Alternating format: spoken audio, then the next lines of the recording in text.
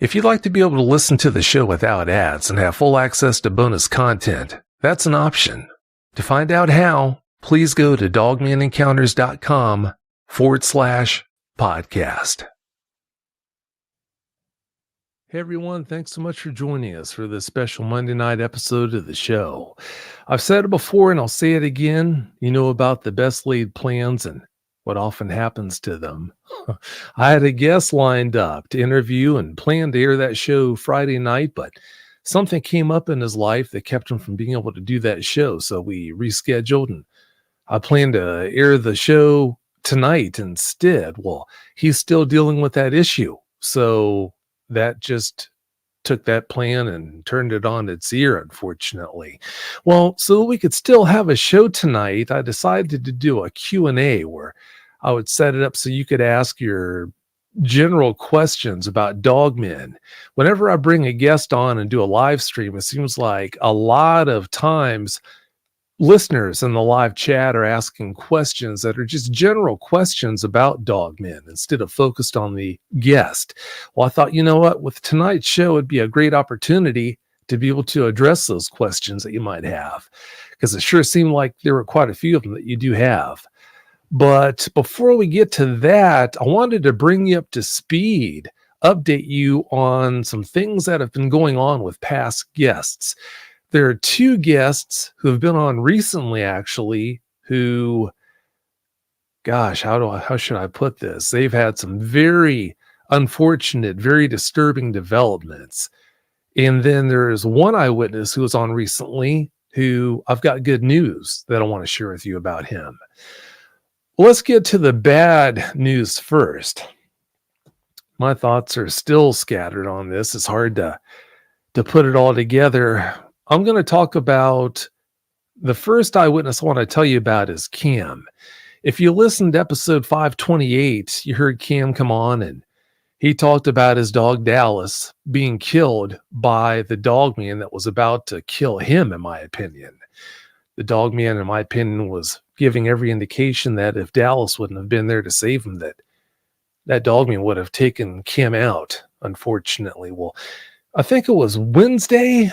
It was either Wednesday or Thursday. No, I'm sorry. It was Tuesday of last week. I got a message from Cam. He told me that there was something that happened and he needed to update me. Well, when he sent me that message, I just sent him a message back and I told him, I said, wow, I hope it wasn't bad. From the tone of his message, I got the gist that it was. And he said, oh yeah, it was. So I set up a time to call him that evening. So I called him that night, and I'm not going to give you the particulars of exactly what happened.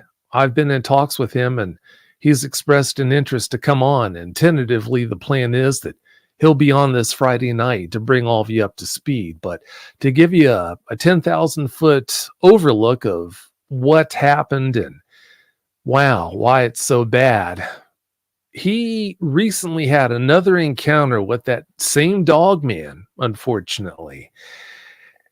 And when he had that experience, he shot the dogman. And I don't blame him. I'm not going to get into the particulars, like I said, but he shot that dogman, and in my opinion, it was justifiable by doing that. But by doing that, unfortunately, he's in a situation, an untenable situation, in my opinion, where, gosh, I highly recommended to him that he move. Also, I highly recommended to him that he never visit his grandparents again, because that's where this incident happened, was at his grandfather's property. But yeah, I've put so much thought into that over the past several days. It's just been going round and round in my head. And unfortunately, it's one of those situations where there are no good solutions. I mean, if you don't know all that much about dogmen, I'm sure the first thing that comes to mind is we'll just send people out there to that area, to that property, and we'll hunt down that dogman and we'll take care of it. Well, yeah, that's a nice thought, but he's going to know you're there before you do. That's just not going to work. And if more people go out there, especially with guns, and if someone actually shoots it, well, that's just going to make the situation even worse. So, yeah, I just don't see that as being an option. Not a good option at all. Well, to try and just just make this problem go away, like I said, I told him that I would highly recommend that he move. And I asked about the possibility of his grandfather moving. Well, his take on that was, and I expected him to say this, I mean, it's not easy to pull up stakes and move. Well, he asked his grandfather about that because of the nature of what happened. And his grandfather said, well, he didn't drop all the blood, sweat, and tears on his property to pull up stakes and move when something like this happens. And I mean, I can understand that. I can't remember exactly how long his grandfather has been on that property, but it's been a long time. So I can understand the attachment he has to the property, but I mean, pretty much no matter what Cam told him, it was pretty clear that he's not going to move. He's there for the duration. As far as Cam goes, like he said, I mean, he can't pull up stakes and move himself. Where would he go? He's not in a position where he can relocate like that anyway. So it really is a no-win situation. But when he comes on, if he comes on Friday night and he tells you the whole story behind what happened, you'll understand more of what I'm trying to share with you tonight about this. It's just really frustrating. I talk with people behind the scenes that you never hear about. And it just gets really frustrating when there's a string, like lately there has been a string of bad Dogman encounters. Some that I can tell you a little bit about, like Cam's, and the next eyewitness I'm about to tell you about, who had well, it wasn't a very bad encounter, but it was pretty bad. It was pretty bad.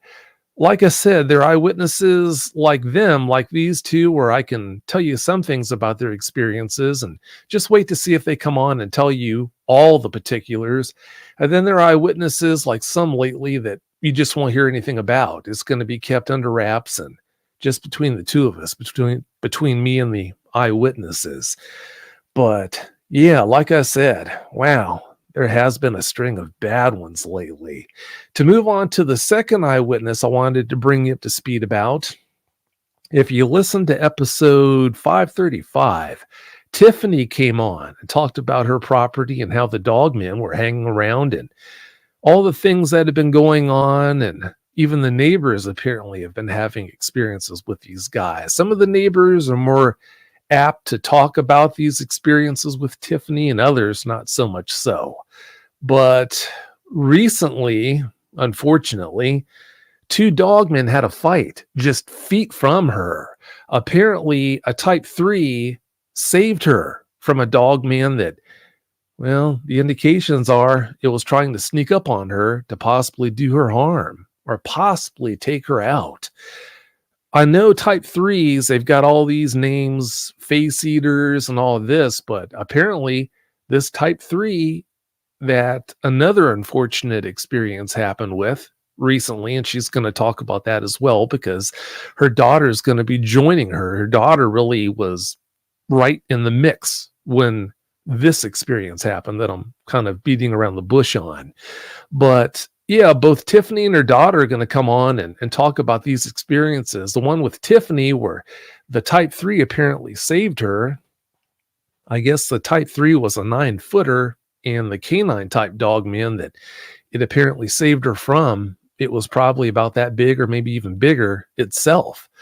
So yeah, I mean, like I said, those two experiences aren't the only ones I've been dealing with lately. So now I hope you get an idea where I'm coming from when I say there's been a string of bad encounters that I've been trying to help people with lately. But to turn things to the positive side, if you listen to episode 534, you heard Cody come on and talk about Sasha, the dog woman who's been paying him visits and everything. Well, he contacted me, today's Monday. He contacted me Saturday, was it? He contacted me Friday, I think it was. That's right, Friday, to let me know that he had another experience with her and it was a positive experience. Well, yeah, I asked him if he was contacting me because he wanted to come back on the show and update all of you. And he said, yes, he does. He does want to do that. So yeah, apparently he'll be on soon to do that. So I guess maybe in the next 2-3 weeks, you can have that to look forward to as well. Well, if you have any, having said all that, if you have any questions for me, any general Dogman questions for me that you'd like for me to answer, then anyone in the chat, if you can, the live chat, if you can type it out, your question out in all caps, so I don't miss it, then I'll start addressing those for you. But yeah, like I said, I just wanted to bring all of you up to speed on what to look forward to in the future as far as getting some updates on what's been going on with past guests and everything. And then after that, like I said, to answer some questions for you. All right, let's shift over to the Q&A now. The first question I have for you, well, I guess I'm getting ahead of myself. Nathan Jin has given a donation. Thanks so much for doing that, Nathan. I really appreciate it. And it looks like Mom Spaghetti has also given a donation. Thank you so much for your donation as well. I really appreciate it. All right, the first question is from LO. And their question is, I'm curious to know, Vic, have you had any Dogman encounters yourself? And the answer to that is no. I've gone on shows before. I get asked that question all the time. I've been on shows before where I've gone over my experiences. I've had Sasquatch experiences, but as far as Dogman encounters go, no, I've never had an actual Dogman encounter of my own. The next question for you would be from Ann Consul. And her question is, how long do Dogmen live? Well, see, that's the thing, Ann. There are questions like that there's no way to know the answer to. Unless you had a Dogman that you could study over the years, there's really no way to know. So I've got no idea. Of course, you're going to find people who, and this is a great source of frustration for me, you're going to have people who are going to tell you that they know everything that there is to know about these guys. They know exactly where to shoot them, to kill them. They can tell you how many hairs are on every square inch of their shoulder blade on the right side, and their left shoulder blade has got this many hairs per square inch, but we just don't have those answers. We don't. And one of the biggest reasons why, when people come on, and there are no experts when it comes to Dogmen or Sasquatch, but when people come on and pretend to be experts on Dogmen, particularly, that's a huge source of frustration for me, because they come on and they talk about, in a lot of cases, they talk about all these things that are so frightening that Dogmen supposedly do. Well, when eyewitnesses contact me who are already having a hard time dealing with their encounters after listening to garbage like that, oftentimes garbage that is just basically designed to frighten you, because fright sells. The more frightening an episode of your show is, the more people are going to listen to it. Well, yeah, I can understand that, but if you're going to create creepypasta, please be open about that. The fact that it's creepypasta, it's not a nonfiction experience that actually happened. Well, when these eyewitnesses contact me who are barely hanging on, they listen to that garbage thinking that it's true because the content creator didn't let them know that, okay, this is a creepypasta story. It's not real. They'll listen to that, and it makes it that much harder for them to actually deal with their encounter or encounters. That's why I hate that so much when that happens, and it happens more and more as time goes by, it seems like. That's why it's such a source of frustration for me. But yeah, I mean, like I said, I've got nothing at all against creepypasta. It's just when content creators do that, and it makes it that much more difficult for eyewitnesses to come to terms with their encounters, that's when I have a problem with it. All right, having said that, let's move on to the next question. The next question is from Kurt Schlichting, and Kurt wants to know, where are Dogman? Where are Dogmen, I think he means. Nephilim, demon transformations, government experiments. Well, we don't know. I mean, as far as where are Dogmen, they're all over. They're in every state. I think I've spoken with eyewitnesses from every state and every continent in the world except for Antarctica. So it's safe to say the Dogmen are all over. But as far as Nephilim, demon transformations, government experiments, I can't tell you anything about that. I have no clue about any of those things. So sorry, I can't help you there. And then the next question is from Alan Conley. Alan wants to know, do you know Robert Sharp and his story of raising a dogman that was orphaned at birth? Always wondered if you knew that story. No, I've never heard anything about that.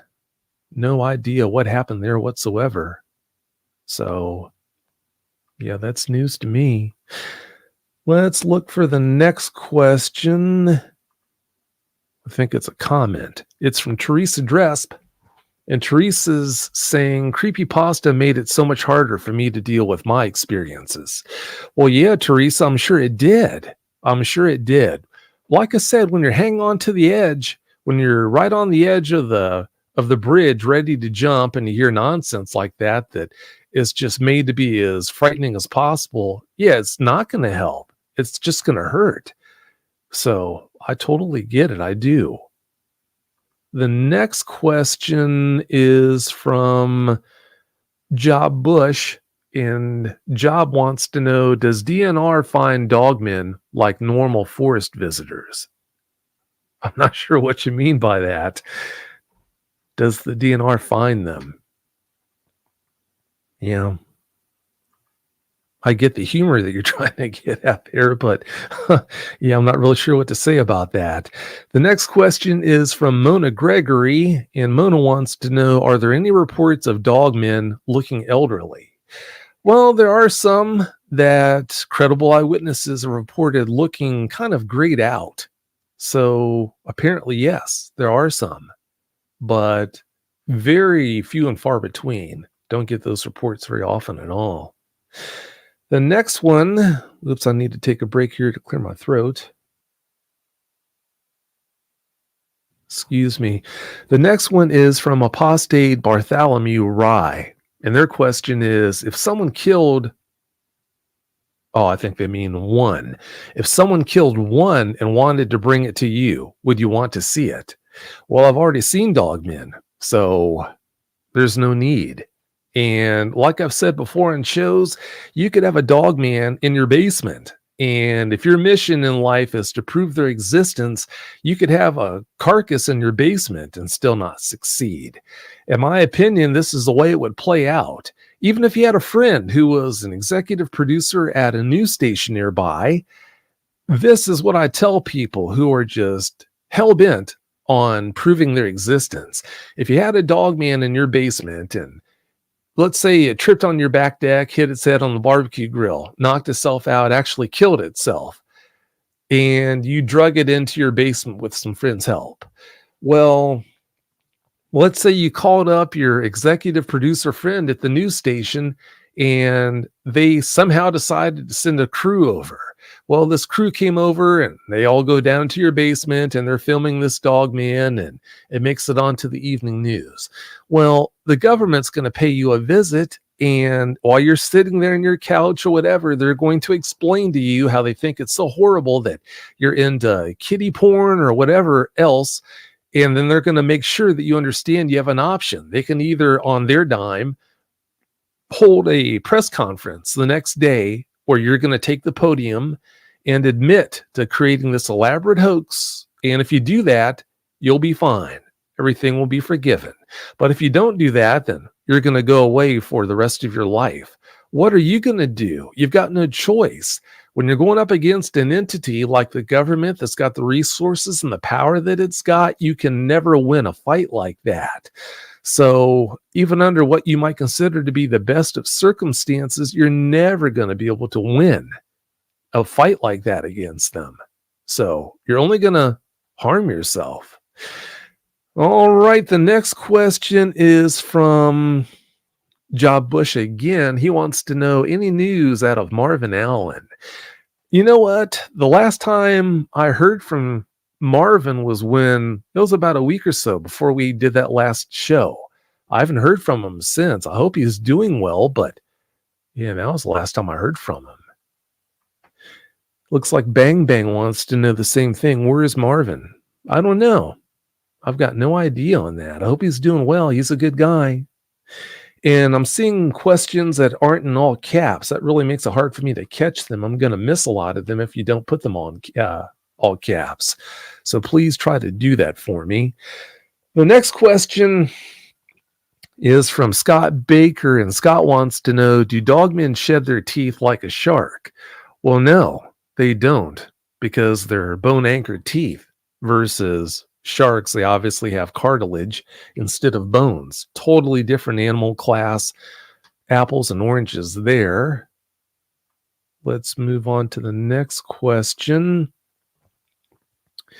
This next question is from M.M. Meyer, and M wants to know, what do you think their origins are?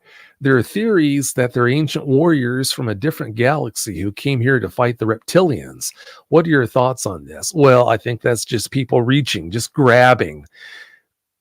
No, there are no experts on these guys. I mean, you're going to find charlatans who tell you that they can tell you anything you want to know about them, but they're charlatans. They're just pretending to know things that they really don't know, hoping that if they throw enough against the wall, some of it's going to stick. And unfortunately, in pretty much every case, things do stick. People do believe some of the nonsense when people put that out there like that, presenting it as being truth. The next question is from Maureen Hoyt, and her question is, what is Dogman Type 3? So what is a Type 3 Dogman? Well, get comfortable. Some time ago, Tim Kumbo Baker created a system of classifying Sasquatch. The biggest kind of Sasquatch with the conical heads, everyone's seen them before, like Patty. He classifies that type of Sasquatch as being a Type 1. And that's a type of Sasquatch he's had around his farm ever since he was a little kid. They predate that even. I guess they've been there for the longest time. Well, there's another kind of Sasquatch that has a domed head, a rounded head, and they're not as big normally as a Type 1. Whereas a Type 1 Sasquatch will normally have a sagittal crest on the top of its head, a point, and a tapered waist and more bulk. Well, Type 2s have a domed head and more of a barrel-chested structure, and they're smaller than a Type 1. Well, there's another kind of cryptid out there that he classified as a Type 3 Sasquatch, when in fact it's not actually a Sasquatch. What it is, I can't tell you. I can only tell you what it's not. Sasquatch, anytime evidence has been found from a Sasquatch, any fingerprints, for example, that have been found out there, any fingers that have been pressed in the mud, in other words, any prints of the fingers that have been found, they've always had fingernails, never claws, always fingernails. Well, every Type 3 that you're ever going to find has always got claws on the tips of his fingers, every time. Well, that's not just a random adaptation where you've got a creature that it has a baby. This creature normally has fingernails, but it happens to have a baby with bone-anchored claws. Because if it's got claws, then they're going to be bone-anchored, like a cat or any other animal with claws. Well, that right there tells us that they can't be a type of Sasquatch. Also, talking about their dentition, the teeth that are directly behind the canines in any animal's mouth. Some animals have pronounced canines like cats, dogs, whatever. Well, the teeth that are right behind the canines are called post-canines. I catch flack on this because people misunderstand this all the time. I'm not talking about the canines themselves. I'll say it again. I'm talking about the teeth directly behind the canines. Those are called the post-canines. Well, Sasquatch, in some cases, you'll notice that have sharp canines themselves, but the teeth behind their canines, the post-canines, are never sharp in a Sasquatch. Well, in Type 3s, again, they're not Sasquatch. I can't tell you what they are. I can only tell you what they're not.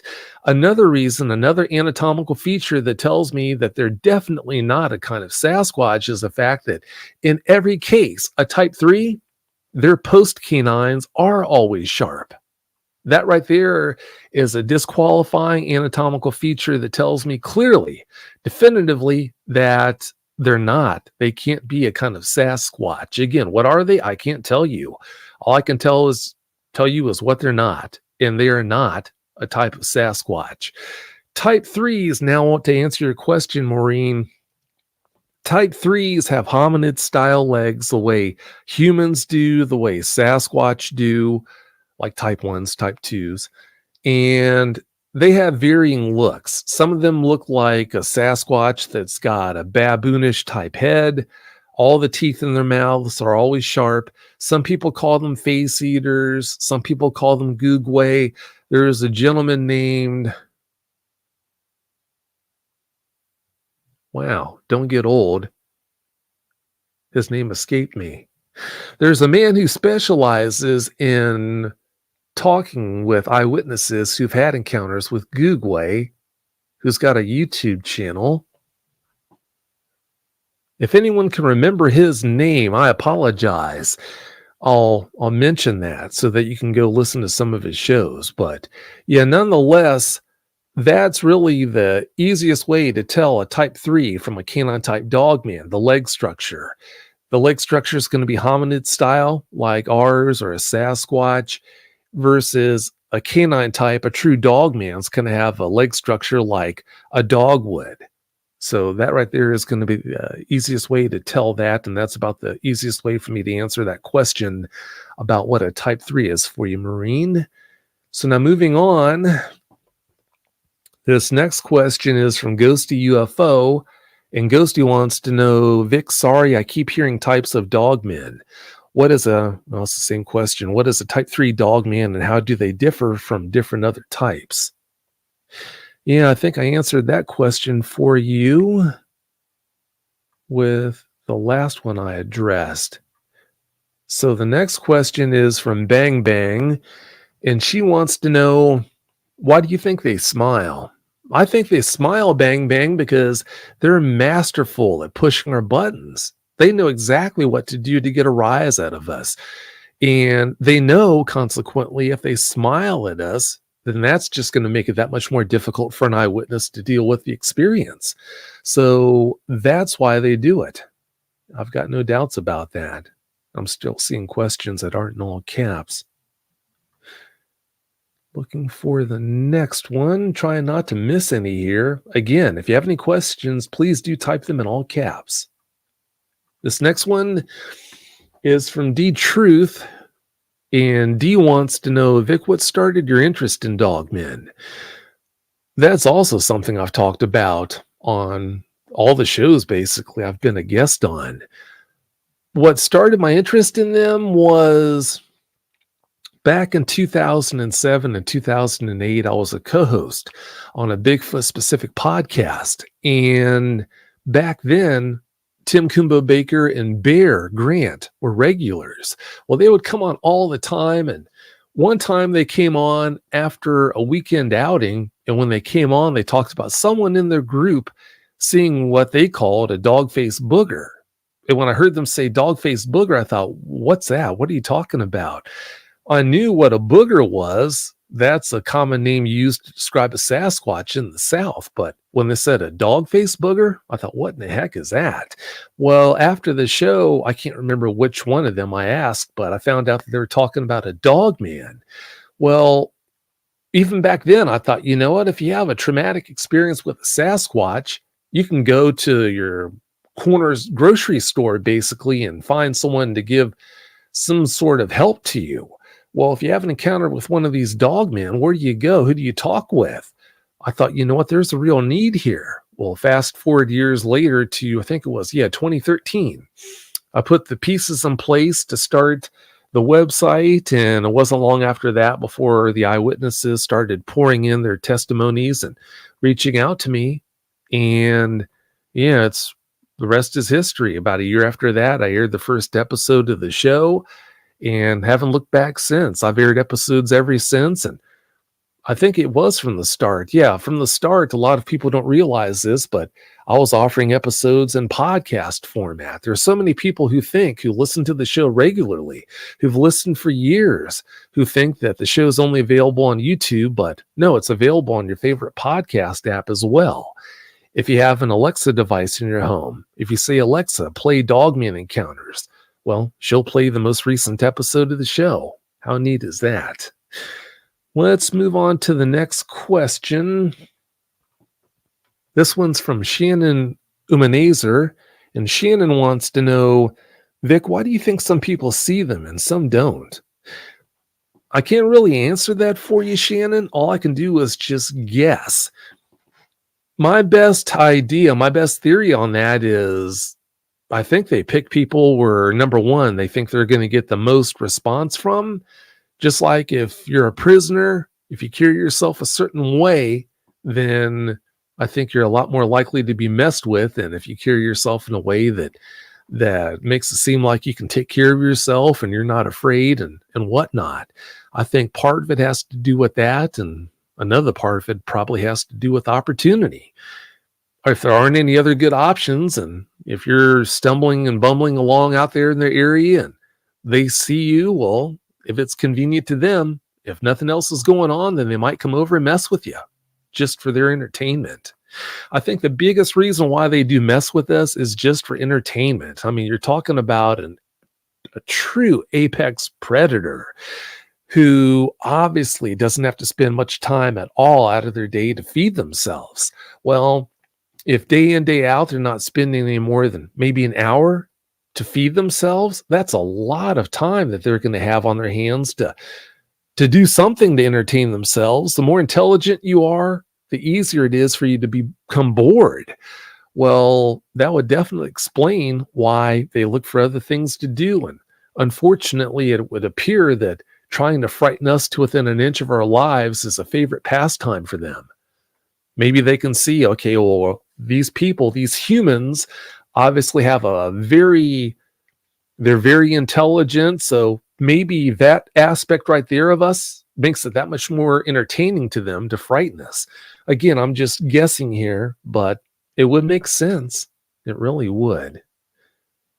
This next question is from Necromonicon.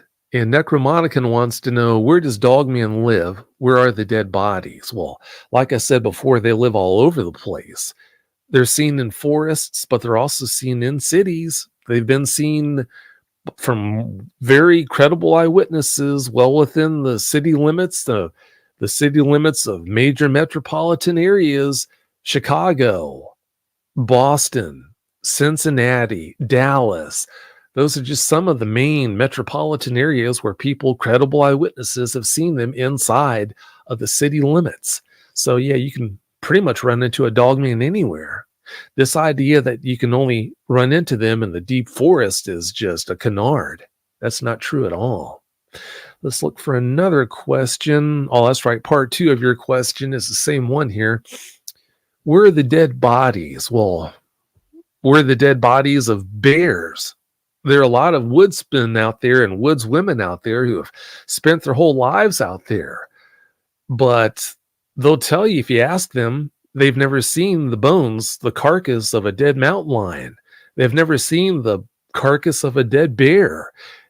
Bears, just like house cats, just like other animals, mountain lions, they go and conceal themselves when they die. Maybe that's what's behind us not seeing dead dogmen, seeing dogman carcasses. All I can do is guess about that, but it would definitely explain it.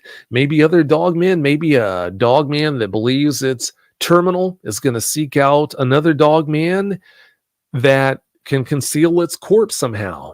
I don't know. A lot of people think they spend a lot of time down in caves underground. They could go into deep caves where they know their bodies would never be found. Maybe that explains why you just don't see their carcasses. I don't know. Again, all I can do is guess. Having said that, let's move on to the next question. This is fun. I need to do this more often. This next question is from VLM, and VLM wants to know, how many dogmen are in the U.S., do you think? Well, yeah, that's just a pick'em. I have no idea. I don't have nearly enough information to even venture a guess, which that's all I could do was just guess about that. But I will tell you this, I think there are very few people who don't know at least someone or who haven't at least met someone who's had an encounter with one of these guys. You just don't know it because they haven't told you and they didn't tell you about their experience for obvious reasons. Almost anyone is going to laugh at you if you try to come clean on that. This next question is from Tig Chick. She's a welder. Long-time listener, love your content. Can you do a show on Dogman dreams? I've had a few after listening to every one of your shows. Felt very real. Well, I can appreciate your interest in me doing a show like that, Tig, but I'd rather focus on experiences that have actually happened instead of dreams about them, just to stay on point. So thanks for listening so much to the show, but yeah, as far as doing a show like that on that topic, that's not something I'd want to do. This next question is from Ageless Curiosity. Well, the questions are pouring in. They want to know, do you know of any reports near the Fort Liberty area? Well, I get asked all the time to give feedback on how many encounters have I received from this part of the country or that part. When you do what I do and you have so many reports coming in, I mean, it's so overwhelming. There's no way to keep track of how many encounters come in from a particular area. So I really couldn't answer that question for you. This next question is from D Truth. And D wants to know, when did the term go from werewolf to dogman? Well, D, apples and oranges here. I see people throw that out there, call them what they really are, werewolves. Well, a werewolf doesn't look the way it does 24/7, 365. The way every indication is that dogmen do look the way they do 24/7, 365. A werewolf is a human who somehow has the ability to shapeshift into the form of a beast that basically looks like a dogman. So apples and oranges here. We're not talking about the same thing. It's all too easy to think that a Danish is a donut, but a Danish doesn't have a hole. If it doesn't have a hole, it's not a donut. It's a Danish. It's close, but it's a different thing. This next question is from Mark C. And Mark wants to know, have you heard anything about Brandon Close? I think he was episode 190. I reached out to Brandon not too long after we did the last show together. Never heard back from him again. So I don't know what Brandon's up to. I've got no idea on that. Hopefully he's doing well. And that's a question I get a lot too. This next question is from Scott Baker. Scott wants to know, can dogmen throw rocks like a Bigfoot? Well, apparently they can. There are a lot of credible eyewitnesses who've reported having rocks thrown at their houses, in their direction, right before having an encounter with one of these guys. That's not to say that there wasn't a Sasquatch out there hanging around that threw it, but the indications are there's a strong possibility that they do have hands and the ability to grasp rocks. So it's entirely possible they do that. I do know, I can tell you that unfortunately they do throw cats, which is pretty horrible. And speaking of that, a little behind the scenes thing that you're going to enjoy. I did a show with, there was a Dogman eyewitness from Oklahoma, Brian. And I apologize, Brian, I forgot your last name, but he's with Red Dirt Cryptids. It's a great show. If you have time to check it out, please do. He focuses on Dogman. He's had an encounter, actually more than one encounter himself. But I had Brian on the show about maybe 9 months ago, I guess it was, for a live stream, and it was actually one of the first live streams. And when he came on, he talked about an eyewitness who had his cat thrown or her cat thrown against their home. And he made a joke about that because he's not a cat person. Well, because of him making that joke about the cat being thrown against the home, this one listener sent me a nasty email and told me that she thought that was despicable and she was never going to listen to Dogman Encounters ever again because of how horrible that was. And I'm laughing to myself thinking, I do so much to try and help animals. I mean, you're not going to find a bigger animal lover than me. I'm constantly posting ads for animals and shelters who need homes, need to be rescued. So cats and dogs, not just dogs, cats too. So for her to think that I would ever condone that sort of behavior from Dogman, or that I thought it was okay, I mean, that's just laughable. Anyway, let's get back on point here. The next question is from Bang Bang. And Bang Bang wants to know, why do dogmen eat their own? Well, we don't know that they do. We don't know that they do. We don't know for sure that they do a lot of things.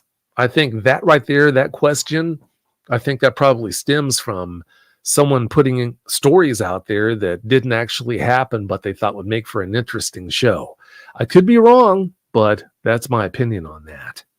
The next question is from Ann Consul. And Ann wants to know, Vic, what does your family think of your interest in cryptids? Do they give you pushback? Well, I do have family members, not immediate family members, but I do have family members who think that it's a joke. And I'm laughing, thinking, I hope you never have an encounter, because then you're going to know it's not.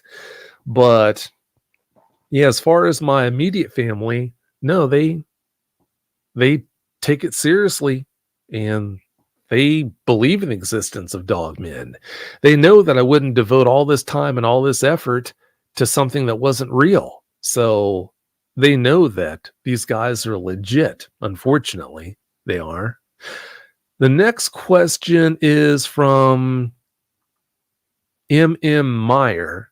And M wants to know, thank you, Vic. That makes sense. It's a comment, I guess. Thank you, Vic. That makes sense. It's so hard to get facts. Your answer really cleared the question of origins up as far as them being from another galaxy. I was curious because of Anubis. Give me a break to take a drink of water here. Well, you're welcome. Glad to answer that for you. This next question is from Interest Lupus. And Interest wants to know, the dogmen / dog women are obviously very sentient, human level intelligence in many ways. They likely love and bond just as much as we do. So why isn't there more pushback against their murder? Well, because of fear. I think they're asking, why isn't there more pushback when one of them are murdered? Well, because of how many times listeners have listened to credible eyewitness after credible eyewitness talk about being terrorized to within an inch of their lives when the experience never needed to happen. There's understandably a lot of hate out there for these guys. I hate dogmen. I really do. I mean, if they needed to have an encounter happen for whatever reason, if an encounter had to happen because a hiker stumbled upon a dogman that didn't want to be seen, the dogman immediately left the area, that's one thing. But when dogmen on a repeated basis force encounters to happen, and then obviously go out of their way to terrorize that eyewitness as much as possible, well, that kind of behavior, how can you, due to that kind of behavior, how can you not despise them? Now, obviously, not all dogmen do that, but it's a repeating thing where clearly there's definitely a pattern there. So, in my opinion, what happens to dogmen happens to them. It's a G show, so I'm going to leave it at that and not really put my true feelings about these guys out there on the table. But I hope that answers your question. This next question's from Shannon Umanazer, and Shannon wants to know, Vic, do you hear many encounters that you're asked not to share with us? Oh, yeah. Are there any really bad ones? Oh, yeah. Yeah. I think only of the encounters I've spoken with eyewitnesses with who were attacked, I think maybe 3 of them, 3 or 4 at the most, have I ever brought on the show and you've heard about. The other ones I haven't shared. But the grand total of credible eyewitnesses over the years who've ever told me about being attacked by one of these guys is, I'd say, probably 8 or 9 by now. So that's definitely something to think about. I've said this plenty of times before, and I'll say it again. As hard as it is to wrap your mind around and accept, it's a fact that if you speak with thousands upon thousands of Dogman eyewitnesses, the way I have, and after being exposed to that many eyewitnesses, if the grand total of credible eyewitnesses who've ever told you about being harmed by a Dogman intentionally was 8 or 9, that right there is remarkable when you consider the fact if you spoke with 4,000 people who have had direct interactions with horses and asked them, okay, well, how many of you have ever been intentionally harmed by a horse that you interacted with? Well, you know, that number would be in the hundreds. It wouldn't be 8 or 9. It would be in the hundreds. Swap out horses for any of the common animals we know who have the ability to harm a human, and it would be the same thing. That number would be in the hundreds, whether it's goats, pigs, camels, you name it, house cats, dogs, that number would be in the hundreds. So as hard to accept as it might be, when it boils down to it, if you have an encounter with a Dogman, you're less likely to be harmed than if you interact with any of the common animals that we take for granted on a daily basis. So something to think about. The next question is from VLM. VLM wants to know, Vic, how many do you think are roaming the U.S.? Well, I've already addressed that. I have no idea. All I could do is guess, but way too many, unfortunately. The next question is from D Truth, and D wants to know, Vic, do you think Dogman and Bigfoot could crossbreed? No, definitely not. Apples and oranges. When it comes to breeding, there's got to be a certain amount of commonality to breed. Donkeys and horses are definitely close enough on a genetic level to breed. But Dogmen and Sasquatch, there's just not enough commonality there to have a prayer of being able to breed. The next question is from Enterus Lupus, and they want to know, since there's so many people suffering from encounter PTSD, and it's largely from fearmongers, why don't we start a therapy group specifically for education, understanding, and healing? Well, I try to offer that to the eyewitnesses, and I've got a pretty good track record of doing that. So anyone who's suffering from PTSD from their encounters, they've got a place where they can go. They can always contact me and get help with their encounters. So there's already something in place for that. The next question is from Shannon Umanazer. She wants to know, not to offend anyone, but do you know if a woman is on her cycle, do Dogmen seem to know? Well, that can tend to increase the odds of an encounter happening, but there have been plenty of women out there who they know that Dogmen are in the area, and that's the state that they were in at the time when they've gone into the woods, and they haven't had any trouble. So it doesn't really seem like there's any rhyme nor reason, but it does seem like if that's going on, then that does increase the chances of an encounter actually happening. The next question is from Kurt Schlichting, and Kurt wants to know, have you had Sheriff Martin Groves on the show to tell his story? No, I never have, Kurt. I know he's had an encounter. People have asked me about him before, but no, I've never had him on before. This next question is from Scott Baker. He wants to know, what does different eye color in Dogmen, day or night, indicate? Well, I don't know that it indicates anything. This could go two ways. Your question could be a matter of you asking me, for example, do amber-eyed Dogmen have a higher tendency for aggression than red-eyed Dogmen, or vice versa? No, I see that postulated, but no, there's no indication over the years of talking with all these eyewitnesses that if you have an encounter with a red-eyed dog man, that you're more likely to have an aggressive encounter than if the dog man you see has amber eyes. There's no rhyme nor reason to that. Now, if you're asking about how so many credible eyewitnesses have reported the eye color that they see in a dog man's eyes shifting from one color to another, well, that could be explained away by this eyewitness seeing the eyes at different angles. If you have a dog, for example, and you're shining a light in the dog's eyes, well, if it looks a certain way, you'll notice a shift in the color of the reflection from the tapetum lucidum. So that's an easy explanation. I can't guarantee that's what's at play when people see dog men changing the color of their eyes, but it is an explanation. Let's see. The next comment is from Ben Gorski, and he's saying VIC stands for voice over intelligence. Still, I enjoy these stories. Pot meet kettle. The next comment is from Tyler Guerin, and Guerin wants to know, Vic, what is your thought on one type of dogman being a supposed extinct giant lemur from the days of megafauna? Also, what are your thoughts on the alleged genus species Homo lupus? Well, I've heard that put out there quite a few times about these guys. People have tried to explain it away as these guys just simply being giant lemurs. Well, lemurs don't have claws on the tips of their fingers. They don't have claws on the tips of their toes. Every dog man that eyewitnesses have seen do have claws on the tips of their fingers, tips on their toes. And also there's no blurring the canine features that people report when they see canine dogmen, canine type dogmen.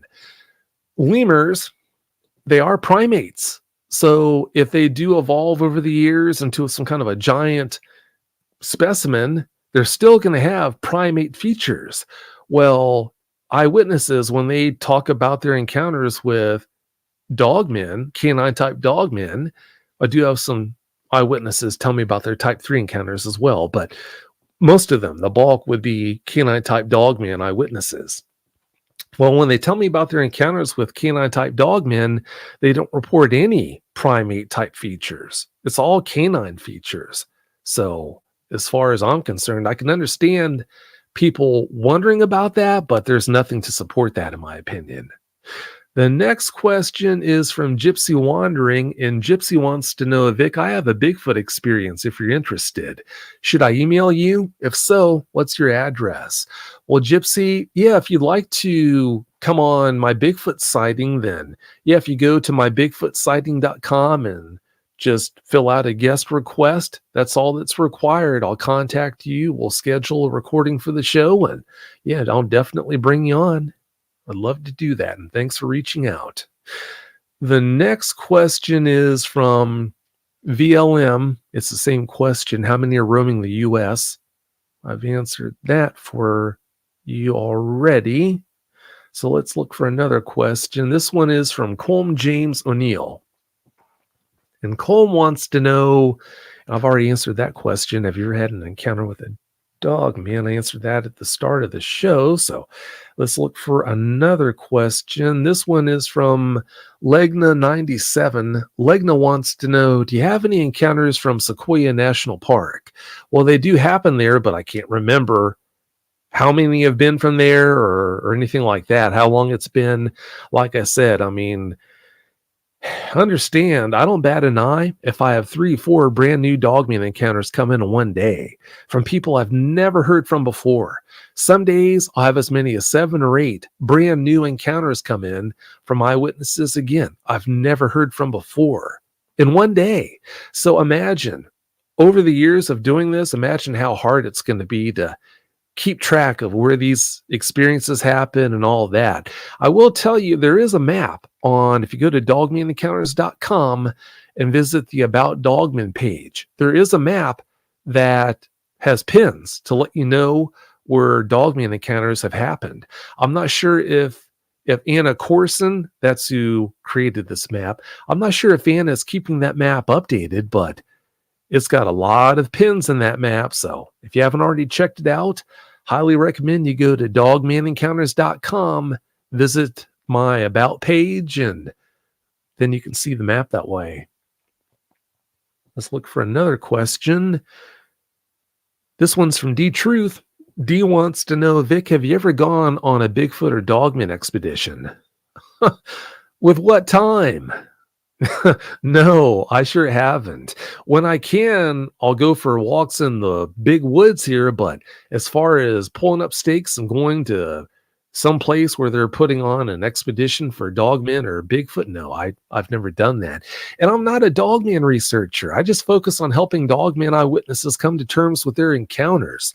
I hate these things. I don't research them. I know a lot about them because of all the eyewitnesses I've spoken with over the years. Just imagine if what you did for a profession was talking with bear eyewitnesses or mountain lion eyewitnesses.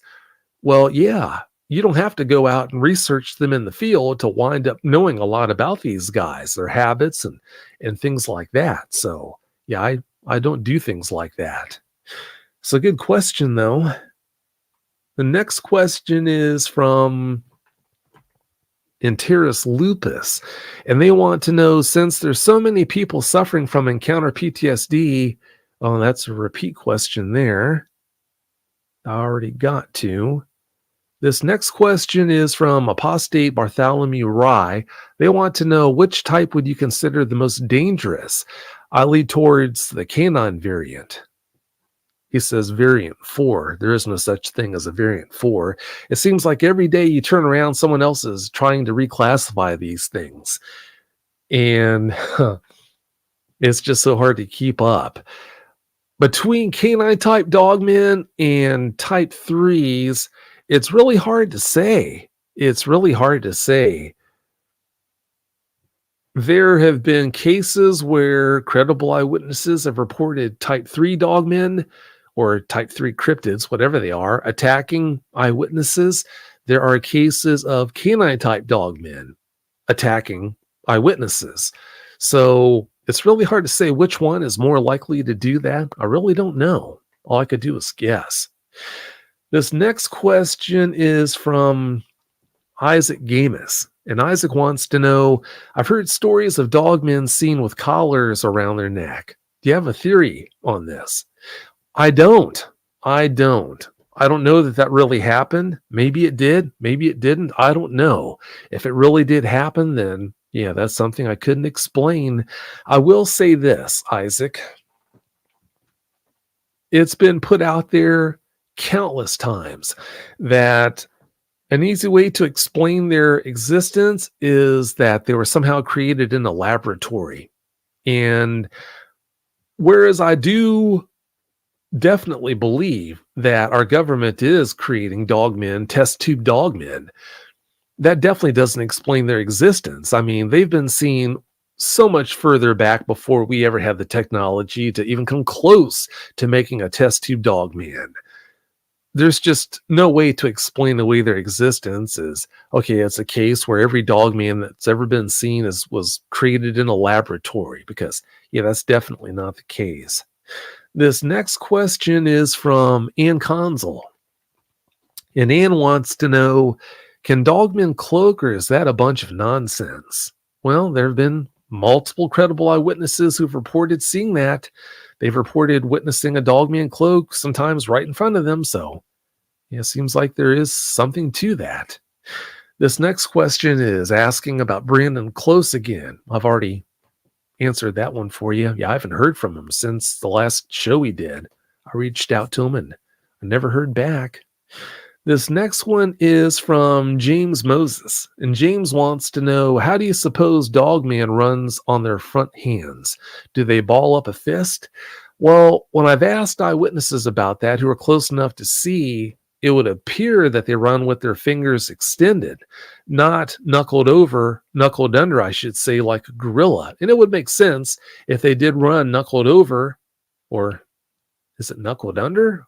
However a gorilla runs, then their claws would probably jab and sticking to their palms. So it would make sense that they would run somehow with their fingers extended. And that's what I've heard whenever I've asked an eyewitness about that. This next one is from Colm James O'Neill. And Colm wants to know, hey, Vic, have you ever spoken to an eyewitness that had an encounter in Ireland? Yes. I can't find an eyewitness encounter in Ireland in recent times. There is some folklore, but nothing recent. Yeah, I've spoken with eyewitnesses who've had encounters in Ireland, even had one come on. I forgot it was episode 294. Yeah, that's the episode where a gentleman from Ireland and 12 of his family and friends had a shootout, basically, with a group of dogmen. Of course, the dogmen didn't have guns, but the dogmen made their presence known, and 12 of it, I guess this eyewitness and 12 of his friends they threw down on the dogmen, the group of dogmen. So, again, that's episode 294 if you haven't heard that. I think the title is 12 Men Against Dogmen or something like that. But yeah, if you look for episode 294, you won't be able to miss it. This next question is from VLM. And VLM wants to know how many dogmen are roaming. Well, that's the same question there. We've addressed that.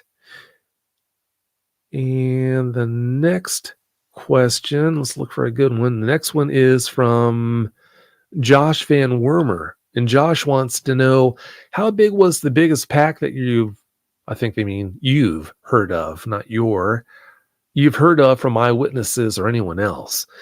Well, there was an episode where Abe Sias came on.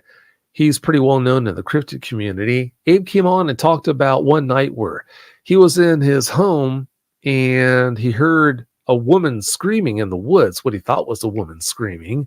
So he jumped out of bed. It was the middle of the night. He jumped out of bed and ran into the woods that was right there by his home. And a short distance after making it into the woods, he was running down the path with that bat in his hand. He stopped and was looking around for the source of the sound, trying to find this woman. Well, when he didn't hear the sound again, he turned around to walk back to his home. Well, when he did turn around, he saw a group of 6 dogmen. They were on either side of the path he had to walk down to get to his home, 3 on either side. So he said a prayer out loud and then just walked right between the group of 6 of them. I can't remember how close they were to the path, but I think they were within grabbing distance of him. But they never touched him. He walked right between them and went back into his home.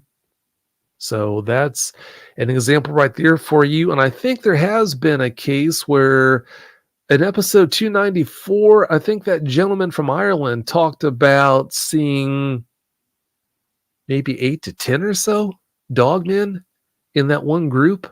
But understand, and I've told eyewitnesses about this behind the scenes before, it doesn't make sense for dogmen to hang around in groups like that for any length of time, and I'll tell you why. If you think about the daily caloric requirements of something that big, a predator that's that big, you can only imagine how many calories it's going to require to sustain itself on a daily basis, day in, day out. Well, if that dogman's in a group, now just imagine the demands that's going to put on any given area where they're staying. So, yeah, I mean, you could be looking at them depleting the resources in a given area overnight. So that's why, that's the example right there. That's why large predators, bears, mountain lions, they move around a large home range to avoid depleting the resources in any particular area in the home range where they live. Well, it would only make sense that a large predator like a dogman, it wouldn't hang out in groups. It would hang out by itself and it would move throughout a huge home range the same way other large predators do. So I hope that answers your question there. And moving on to the next one. This one's from Dale Holiday. And Dale wants to know, do you think God fits in with dogmen? Thanks for your show. You're very kind to everyone and do a great job. Well, thanks for the nice words. It's awfully nice of you, Dale. I try. To answer your question, I don't know. I mean, that's way above my pay grade. All I could do is guess about that. But when you think about their nature, how they terrorize people on a regular basis, I can't see how God would approve of what they do. I really can't. So that's the best I can do to answer your question. This next question is from Just Me. And that's their name, Just Me. It's not me. But anyway, their question is, has anyone ever reported a dogman howling? Yes. Or screeching, or what does it sound like? Yeah, screeching too. That's been reported. They've been seen by credible eyewitnesses making a variety of sounds. There are probably 7 or 8 sounds that credible eyewitnesses have reported to me, at least, hearing them make. So what are the limits of their vocal abilities? I don't know. All I can do is guess about that. But yeah, they do make a variety of sounds. Let's look for another question. This one is from Apostate Bartholomew Rye, and they want to know, which type do you consider? Okay, they asked their question again. Please only ask your question one time so I don't repeat them like this. And then let's look for another question. This one is from Colm James O'Neill. Colm wants to know, that's the same question you asked a few minutes back about if there are dogmen in Ireland. This next question is from Interest Lupus. And Interest wants to know, don't you think the ones who mess with humans also might be frustrated with humans taking over and destroying their land, waters, and ecosystem with chemicals, guns, disrespect for nature, and stupidity? Well, yeah, that might be what's behind that.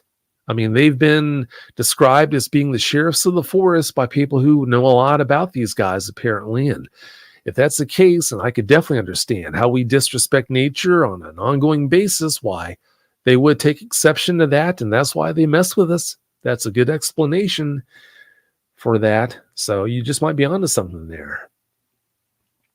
This next question is from D-Truth.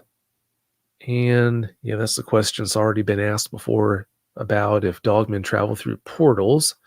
So let's move on to the next one. This one's from Ageless Curiosity. They want to know, do you suppose the idea of if they wanted to hurt you, they could have but didn't, might be built on survivorship bias, or are they genuinely not predatory? Oh no, they're definitely predatory. But a predator, they pay a lot of attention to their options. If a predator is really up against it, then yeah, I mean, they're not going to be very particular about what they eat. If an opportunity presents itself, they're going to jump on it. But when you look at the ridiculous things that these guys bring to the table as far as strength, speed, they're weapons of destruction. They're implements of destruction, I should say. Their claws, their teeth, and all of that. I mean, they don't have any trouble, like I said, feeding themselves. So, I mean, you're not going to find a situation where these guys are going to be up against it. With that in mind, they're very intelligent. They know that if they dispatch a human, they know what comes along with that. More of these hairless things are going to flood the area and cause all sorts of problems and whatnot. Why bring that down on themselves when they could just feed on deer and other resources in the area? So I think that's the biggest reason behind why they let eyewitnesses go on a repeating regular basis. When they have these eyewitnesses dead to rights and let them go, I think that's what's behind it. And it would definitely explain it. I could be wrong about that, but that's my opinion. The next question is from, it's from Daniel Ponce. And Daniel wants to know, as popular as Dogman is, why hasn't Hollywood given us a good high-quality Dogman movie yet? Well, they have. Well, that's a werewolf movie. Bad Moon is. So I'm getting ahead of myself. That's the best werewolf movie ever created, in my opinion. But yeah, as far as a good Dogman movie goes, I think they look at the fact that Dogmen aren't widely accepted as being in existence the way Sasquatch are. Now, of course, there are a lot of doubters when it comes to Sasquatch, but Sasquatch has crept into so many nooks and crannies of society that they see that as a much surer bet than to make a movie about dogmen. So I think that's the biggest reason why you haven't seen any movies about dogmen, and you probably won't. The dogman phenomenon for years now, it's been gaining ground and popularity. The fear factor these guys bring to the table and other things as well, I think that's got a lot to do with why they're becoming more and more popular. Of course, they're not nearly as popular in the cryptid community as Sasquatch, and probably never will be, but they're definitely gaining ground. This next question is from James O'Neill, and James wants to know, what is the reason the government doesn't want to acknowledge them? Well, the government's intelligent. They realize that if they ever let the cat out of the bag and allowed it to be officially acknowledged that they were in existence, the calamity that would happen, I mean, it would be horrible. If they allowed that out of the bag, if they let that out of the bag, they know that our economy would collapse overnight. If you think about all the things that we enjoy on a regular basis that are harvested from the forest, from the lumber that's in the homes and the buildings we occupy and whatnot on a day in, day out basis, to the medicines that we use and rely on, and paper, obviously that comes from wood pulp, and all the other things that come from the forest. If all of a sudden anyone who's responsible, or anyone who would normally be responsible for harvesting those things, if they knew, if the government officially acknowledged that these guys were in existence, are you going to want to run a noisy chainsaw 8-10 hours out of the day when you can't see or hear anything that's going on behind you, when you know that something that looks like a giant werewolf could be in the woods with you? You're not going to want to do that. So all of a sudden, overnight, that whole industry, the industry that supplies us with all these things that we need on a daily basis, would falter. So that's just one side of it. There would be so many other questions that would need to be answered that the government doesn't want any part of having to answer. That's why they don't let this out of the bag. So, yeah, that's one of the many reasons why they don't want to let their existence officially be acknowledged. I hate that fact. In one way, I don't want it to happen. I don't want their existence to be acknowledged because I know what the fallout would be. Our way of life would just collapse. But on the other hand, you've got so many people who are being made fun of by their family and friends and what they go through, because they literally feel like they're living in a prison with no walls, because they can't openly talk about their experiences and the effects that their experiences have on them. So it's a dichotomy. It's a pretty frustrating one too. Hope that answered your question. The next question is from Apostate Bartholomew Rye, and that's the same question you asked several minutes back about which type of dogman I think is the most dangerous. And Ghosty UFO, they're asking a question I've already addressed in a slightly different way. They want to know if dogmen travel in packs like Sasquatch do. So the next question I'm going to ask is from Laney. And Laney wants to know, can you share the worst dogman encounter you've ever heard that has not been aired? No, I can't do that. I can't even tell you what the worst one is. There are quite a few really bad ones, but yeah, I mean, I can't tell you over the years what's actually the worst one that's ever been shared with me. There are definitely some that really stick with you and you take to bed with you. That's a given. It's a shame it's got to be that way. One of the biggest reasons why I hate these things, like I said. This next one is from Kurt Schlichting. He wants to know, Which type of dogmen have the worst encounters?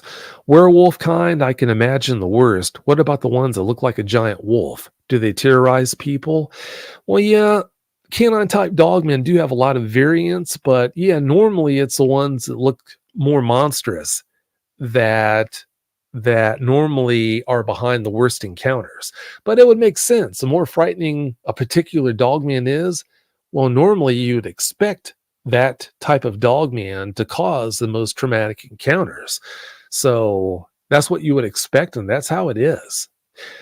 This next one is from LO, and LO wants to know, Vic, how can you tell if a witness is being honest about their encounter, or are they just really good storytellers? Well, you can only do so much, LO. For example, if an eyewitness tells you about seeing a dogman at a distance, there's only so much you can do to vet them.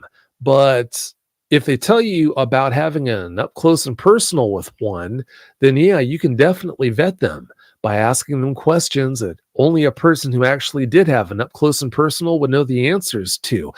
It's hilarious. You get so many people, so many experts putting their opinions out there when in fact it's clear they don't know what they're talking about. Here's a perfect example. Episode 34, I had Michael Lawrence come on. And some of you, when I said episode 34, you thought, okay, I remember that episode in that Eyewitness. Most of you probably don't. That episode, having said all that, on that episode, Michael Lawrence came on and talked about how when he was, I think he was a teenager, he was a Boy Scout at the time, he was camping in the Anzo Borrego Desert with his Boy Scout troop when that bigger dog man and the juvenile dog man walked up to his tent that night. In the middle of the night, the juvenile, the small dog man, unzipped his tent door and came into his tent, sat on his legs, and then proceeded to lick his face. Well, yeah, I get it. I mean, that is just about as over the top as can be. In fact, I still remember when that report came in, I thought, yeah, that is awfully over the top. I really need to vet this guy because of how extreme that is, especially in number two.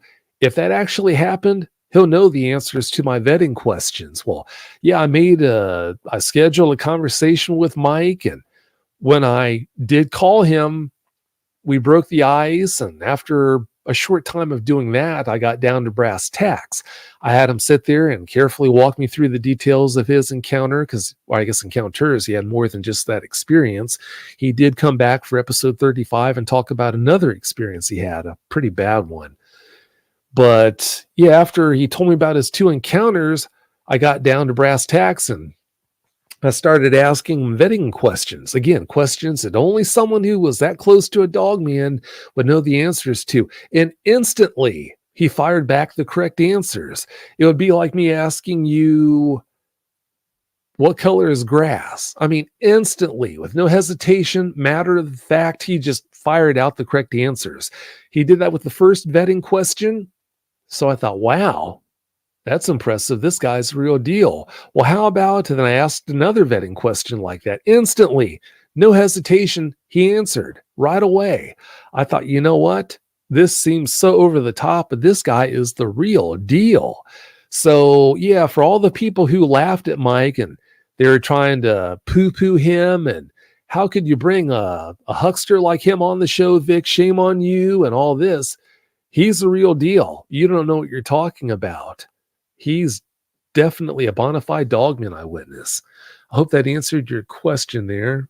The gist is you can't always vet guests, eyewitnesses, but in certain circumstances you can.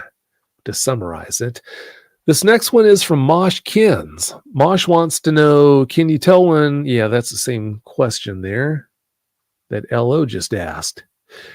This next one is, yeah, that's a repeat question about what type of dogman I consider to be the most dangerous.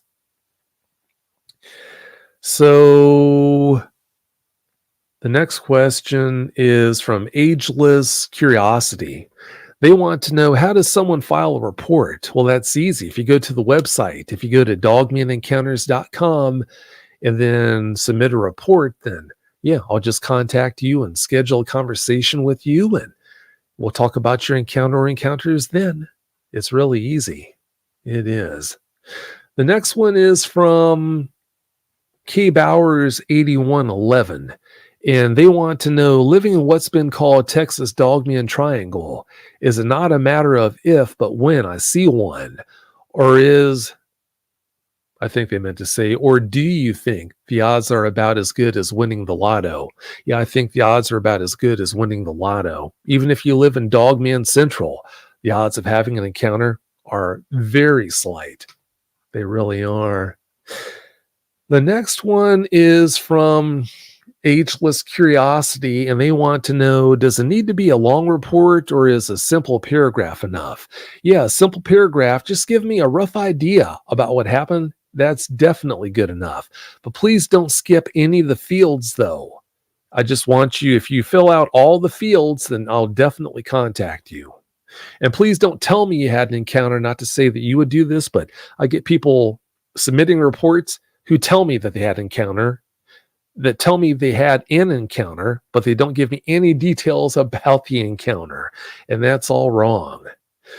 The next question is from Michael Lewis.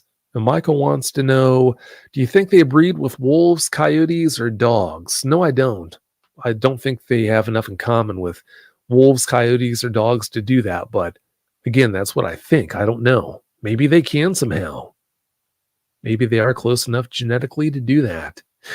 The next one, yeah, that's another repeat question about which type of dogman I think is the most dangerous.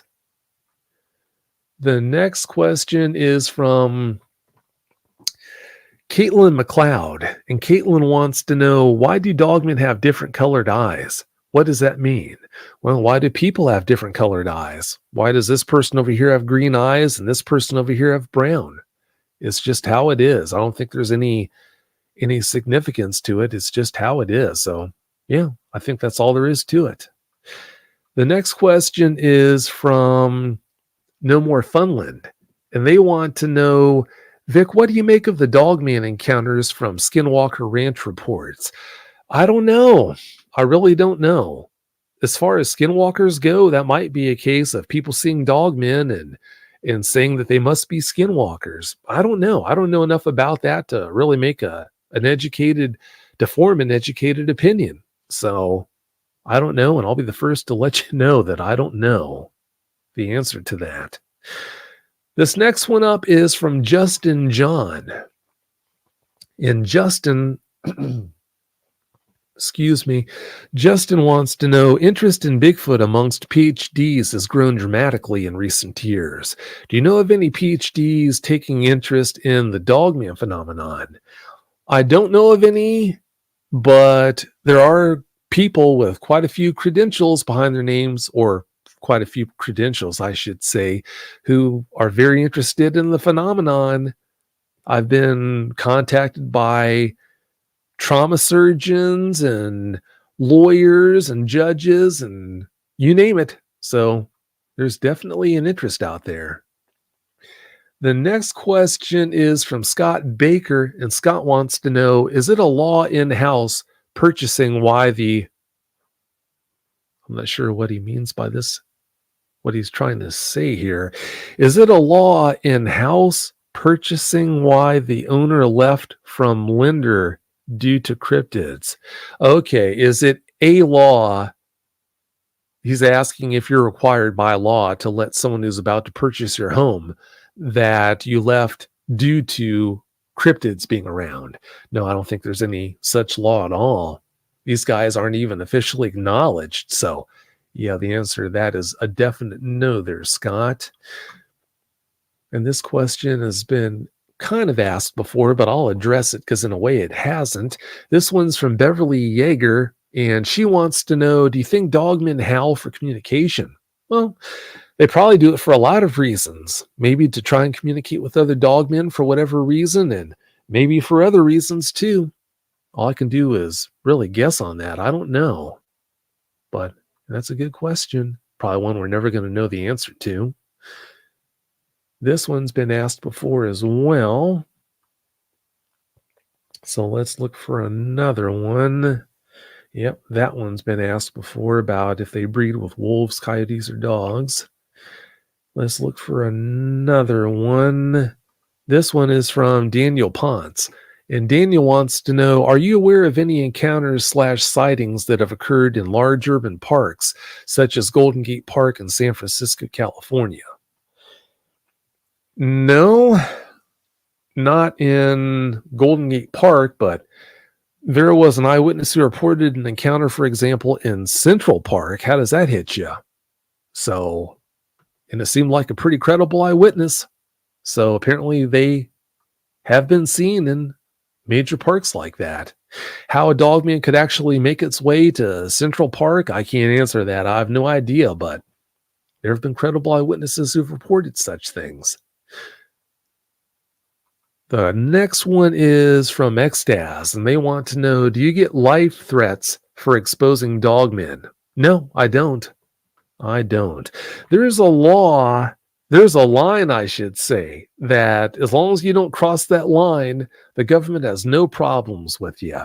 I've been doing this for a long time, and I plan to do this for a long time. And as long as I don't cross that line, I know where the line is. I know that if I don't cross it, I won't have any visits from the men in black, won't have any problems whatsoever. So, yeah, that's why I haven't had any trouble, and I don't expect to down the road. Let's look for another question. This one is from Argo Tanza. And Argo wants to know, the genetic leap needed to create a dogman does not exist. Dogman is a genetic creation of the resident alien civilization. Well, you're entitled to your opinion there, Argo. Prove it. This next question is, well, here's one that wasn't in all caps that I just saw from Miguel Floriano. Like I said before, if you have questions you want me to answer and address, please type them in all caps so I don't miss them. Miguel wants to know, Vic, are the dogmen strong as Bigfoot? Are dogmen as strong as Sasquatch? Well, it would depend. I mean, dogmen can get to be a lot bigger than most people think. I mean, there are credible eyewitnesses out there who've reported seeing 12-footers, 12-foot dogmen. And they've seen them do ridiculous things. Now, is a 12-foot dogman going to be as strong as a 12-foot Sasquatch? I don't think so, because they don't have as heavy of a build, height for height, as a Sasquatch would. I don't think they would. But, I mean, I can't answer that definitively. All I can do is just share that with you and give my opinion. But, that's a good question. This next one is from MI Prep 231. And this one is, do dogmen fight with natural predators, such as grizzly bears? Well, we don't know. I don't know of any case where credible eyewitnesses reported ever seeing that, but it probably happens from time to time. But if it did, if it was a dogman of any size, any appreciable size, my money would definitely be on the dogman. The next one up is from Harvest Mary Moon. And her question is, are dogmen the same thing as hellhounds, Vic? Well, it's all a matter of what you consider to be a hellhound. People have seen these things moving about on all fours. Some people might think a hellhound could be one of these guys walking around bipedally. So, yeah, I mean, there are people who have seen these guys and they just said, okay, well, I saw a hellhound. So maybe people have seen bona fide hellhounds. Maybe hellhounds actually do exist somehow. I don't know. That's something that I can only guess as far as the answer to. I don't know. And here's another question from Miguel that wasn't capitalized. He wants to know, Vic, which are you mostly to run into? I think he means, which are you most likely to run into, a Bigfoot or a dogman? Well, there's so many more Sasquatch sightings that are reported than dogman encounters that it's not even funny. So you're definitely more likely to run into a Sasquatch. Definitely. The next one is from Mike Serta. And Mike wants to know, there is a wide variety of cryptids out there. What's the weirdest or most fascinating one you've ever heard of? Well, I've been doing this for a long time, Mike, and I've talked to eyewitnesses about a lot of different kinds of cryptids. I mainly focus on Dogman. I mean, that's what brought me to the dance. That's a girl that brought me to the dance, and that's what I focus on. I don't help Sasquatch eyewitnesses come to terms with their experiences the way I do Dogman eyewitnesses, but I mean, I still do produce, or I used to produce a show. It's kind of on hiatus right now that focuses on other cryptids like goatmen and catmen and all that, those types of cryptids. It's called My Paranormal Experience. But yeah, over the years, as far as the weirdest, I couldn't really tell you. I've talked with so many eyewitnesses about so many different kinds of cryptids. I couldn't really tell you for the life of me. But that's a good question, though. The next one up is from, that's one I've already answered about if I get life threats or not. The next one is from Lakota Angel, and she wants to know, good evening, Vic. Well, hey, Lakota. She wants to know, have you heard of dogmen whistling at all? Yeah, I've heard people, credible eyewitnesses reporting seeing them whistle. So apparently they do. And it looks like I've got another donation to report. This one is from Joe Nugent. Thank you very much, Joe. I really appreciate you supporting the show. It's awfully nice of you. Scrolling down for the next question. This one is from Isaac Gamez. And Isaac wants to know, is there a certain area of the USA that you think of as a hotspot or a hotspot for sightings? Yeah, there are several hotspots. I mean, for the longest time, Kentucky, Tennessee, Pennsylvania, that general area, that's been a pretty big hotspot. Texas, that can definitely be considered to be a hotspot as well. And Michigan used to be a hotspot, but not so much so now. Lately, there haven't been too many reports coming to me from Michigan. That's not to say they're not going someplace else, but as far as reporting what I'm seeing, Michigan is definitely fallen off as far as the encounters go. This next one is from Always Turn Your Girl.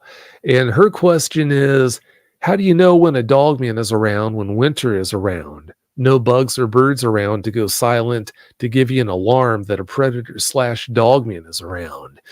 Well, still, when people report all the ambient sounds ceasing, well, in a lot of cases, that includes the wind too. As you know, in the wintertime, there's normally more wind than in the other seasons.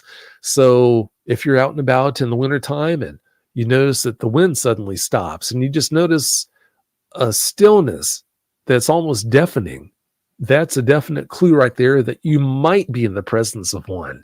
Not that you definitely are, but that possibility is definitely fairly strong, I should say at least. The next question is from Ageless Curiosity, and they want to know, do you think with the advent of technologies like Swarm, a drone swarm search and rescue method will cause an uptick in sightings or potential exposure? Well, it might, but the problem there is who's in control of the swarm? In almost every case, I mean, if you think about the money required to purchase a swarm, you're talking about a government agency. Well, they're not going to let the cat out of the bag if their swarm detects a dogman or a Sasquatch. So, yeah, I'm sure the swarms are much more likely to encounter these guys than a patrol or something on foot, but it's going to be squashed. So don't expect that to be brought to light that way. There's another question from Miguel it's not capitalized. He wants to know, Miguel Floriano, that is, he wants to know, Vic, how come you haven't made shows like Discovery Channel or a series, or is it too much? Well, yeah, it takes a lot of money to do that, number one. Number two, the most important reason is there's no interest. I've got no interest to make a show like that. Like I said, I just focus on helping the eyewitnesses. The show is a tool that helps me do that. a lot of people, if you ask them what Vic Cundiff does, will tell you, okay, well, yeah, he hosts Dogman encounters. Well, I do, but that's not the main thing I do. The main thing, the salient focus I have is to help Dogman eyewitnesses. Well, the show is a tool that aids me in doing that. You'll never know. I've said this before. You'll never know how much of a difference it makes when eyewitnesses come on and they talk to me after the fact, after the show was aired, and they've had a chance to see all the support they've gotten from you. You'll never know how much of a difference it makes in helping them come to terms with their encounters when they go from, okay, before I did the show, the only thing I've ever known after being forced to endure this experience, this horrible experience, has been being the punchline at family get-togethers. No one believes me. All of a sudden now, they come on the show, they've got people from all over the world showing their support. They believe them. I mean, that right there is just priceless. So you can only imagine what kind of a tool, how powerful of a tool this show is when it comes to helping these eyewitnesses come to terms with their experiences. Hope that answers your question there. The next one up is from, is that a question? No, that's just a comment that they don't want put out there. This next one is from Christina Easterday. And Christina wants to know, I like your profile pic there, Connie Corso, I think. Her question is, do you get slack, Vic, from doing this show? Slack from who? No, I don't get slack from anyone that I should be upset about. No, I don't. I hope that answers your question there. The next one is from, that is a good question though. The next question, okay, it's a comment and a question. Yeah, I guess it's more of a question from the Polish mom. She didn't capitalize her question either, so I almost missed it. She wants to know, hey Vic, I'm from Poland. Have you ever spoke to an eyewitness or eyewitnesses from Poland? I might have, but I can't honestly say. I can't remember. So I don't know. The next one is from To Be or Not to Be. They want to know, have you seen a really clear photo of a Dogman? If you can't share it, can you describe it? Yeah, I've seen photos of Dogman that would blow you away, blow your socks off. I've seen photos. Imagine just being outside with your dog and you pull a camera, you pull your phone out of your pocket and just snap a photo. There's your dog. Here's my camera. Snap a photo of it. Yeah, I've seen photos of Dogmen that were like that clear. I've heard people say, well, Dogmen don't exist because there is no impressive evidence out there proving their existence. Well, that's ridiculous because you're talking about a person who, because they haven't seen the evidence, they think that means that these guys don't exist. Well, just because you haven't seen the evidence, that definitely is no indicator that it's not in existence. It is. I mean, there are photos out there that would blow you away.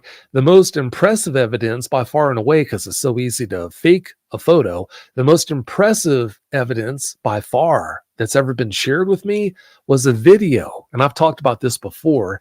If you've never heard me talk about this was about 8 years ago or so. There was a man he lived in the foothills of the Sierra Nevada mountains. And somehow either he or a friend of his found out that there was a dogman or dogmen living in this particular area that they would go into from time to time. Well, they took some bait and strapped it to a branch, and then they strapped you know how the cheaper game cams can only snap photos when they detect motion, but more expensive game cams, they can film when they detect motion.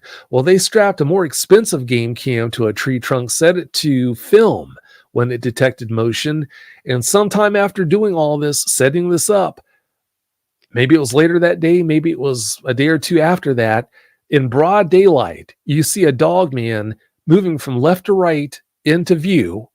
And after it came into view, you could see kind of like the right corner of the Dogman. You could see its face from the front and its right side. After it came into view, it turned and went for the bait on the branch. Well, the bait was hung 5 feet from the camera lens. So, I mean, you could see everything. I could see hairs, individual hairs. And this was, I'll tell you how far back this was. This wasn't all that long after I aired episode 6 with Richard Eady, a Dogman eyewitness named Richard Eady, who focuses on analyzing evidence of Sasquatch photos, for example, that are taken by eyewitnesses. People will send these photos to him and have him give them his take on them. Well, when I saw that video, I contacted the man who had sent that video's link, because it was a private YouTube video that you had to have the link URL address to actually view. Well, I asked him if it'd be okay if I shared that video with Richard Eady. I told him what Richard did, and he said, sure, yeah, you can send him the link. So I sent Richard the link. And when Richard watched it, it blew him away the same way it blew me away. We were watching it together time after time, and I would pick out this and pick out that I noticed in the film. He would pick out things and bring them to my attention that I hadn't noticed before. But to describe what I saw, the Dogman, it was hard to tell its height because this thing was right up on you. Again, the bait was like 5 feet from the camera lens, and it was between that bait and the camera lens. So it was right up on you. People ask me if I know what a Dogman looks like. Yeah, I sure do. I definitely do. To describe it, it definitely had a canid style head. And of course, it's been so long, there are a lot of things I've forgotten about it, but I can tell you that its fur was a lot like a coyote's fur. Deep down, there is more of like a grayish tinge color to its fur. And then the further out towards the tips you got, there was more like a blackish, brownish look to it. It was always upright when it moved into view, again, from left to right. And I didn't really notice too much of a taper to its torso. That might have been because I was seeing it from the side, and maybe because it was so close. But I can't really remember there being too much of a pronounced taper to its torso. I never did get to see its legs. Its hair, its fur looked to be probably about maybe 2 inches long or so. And it was so close, I don't remember seeing its claws, its hands, or anything like that. But even if it got down on all fours, you never would have mistook this thing for a timber wolf. That I can definitely tell you. But that's about all I can remember about what it looked like. Because, again, it's been so long. Moving on, this next question is from Gypsy Wandering. And Gypsy wants to know, any encounters in Australia this far? Well, yeah, Gypsy, if you listen to episode 40, and there have been several other shows where eyewitnesses have come on and shared their encounters from down under. So that's a resounding yes as far as that question goes. The next question is from, let's see. Miguel asked another question without capitalizing it. I caught it though. Miguel Floriano wants to know, Vic, what episode was the one with the cop and the migrants that were chased by dogmen? I think he's asking about episode 294. The gentleman from Ireland, I believe. Or no, cop. He wasn't a cop. I think he's talking about an episode from another show. That doesn't ring any bells. This next one is from Beverly Yeager. Beverly wants to know, can dogmen communicate with you through your mind without moving their muzzle? Well, yeah, there have been, and this has been talked about on the show before, there have been credible eyewitnesses who've reported mind speak, where the dogman did telepathically communicate with them. So apparently so. They can do that. Can't explain that, but Apparently they can do that. This next question is from Linda4OK, and she wants to know, is it possible that the increase in sightings may be the result of the thinning of the veil between dimensions? Well, yeah, that's possible. That's way above my pay grade. I have no idea if that's the case or not, so I can't even come close to answering that for you. This next one is from Laura Cox Torgeson, and she wants to know, do dogmen tend to come around when one is thinking of them or having dogman books, shirts, posters, etc.? Thinking about them, for some reason, it seems like that just might have a tendency to make it more likely that you're going to have an experience with one of these guys, but it seems that way. That's not anything I can prove, so I don't know that for sure definitively, but it does seem like there is some there. The next one is from Osriel Shadow. They want to know, do you know of any way a person experiencing an encounter could convey to the dogman that they don't intend to harm them so the two can go their separate ways? Well, every indication is they can't understand what you're saying. So if you talk to a dogman, if you decide that's your best bet, it seems like, yeah, they can't understand you. So if that's what the point is you want to get across to a dogman, all you have to do is just tell them, apparently. The next one is from Miguel Floriano. He wants to know, Vic, which one do you think people have the most encounters with? Yeah, I've answered that one before, Bigfoot or dogmen.